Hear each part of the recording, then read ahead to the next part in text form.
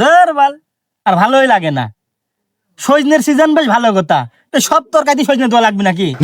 আরে ভাই বাড়িতে মন করে যে রাঁধতেছে আলু বেগুন সজনে দেশ তোর ভিতরে, আবার ডাল রাঁধতেছে সজনে দেশ তোর মধ্যে, আবার মন করে যে মাছ নিয়ে আসি এত সুন্দর মাছ ওই তার মধ্যে সজনে। আরে বাল তোর তো এই সমস্যা, এসছে আমার বড় সমস্যা। আমার চেয়ে বড় সমস্যা। কি সমস্যা তোর?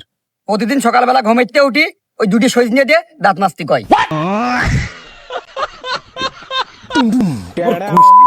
এই বই আমি রাখবো না, তাহলে আমার কথা মতো একটু চলে না, ওর কথা মতো চলে, ওর কথা মতো আমার চলতে হবে। কে রে তোর আবার কি হইলো? কি হয়েছে মানে? এই বোর গোষ্ঠী বই আমি রাখবো না। ও শালা, সেদিন তো তরিক ঘরিক করে যা বিয়ে করে নিয়ে আসলে এক পেয়ার বক্স নিয়ে আসে বাজায়া আকরামের চারদিক নাচাইয়া ঘুরি হইয়া, সে বউ এখন রাখবা না কে? তোরা নাই বাড়ির কাছে সজনে খাচ্ছিস, সেটা নাই মানা যায়। গেছি শ্বশুর বাড়ি বেড়াতি, 4-5 দিন থাইছি, প্রতিটা উক্তই মনে কর সজনে, রাত্রি সকালে বিকালে, মানে অভাব নেই। আবার আসার আগের দিন গোস্ত কিনেছে 1 কেজি। তোর ভাবি আবার করেছে কি, মাতব বাড়ি করে ওর ভিতরে সজনে দিয়ে দিয়েছে। কি গরুর গোস্তের মধ্যে সজনে গেছে?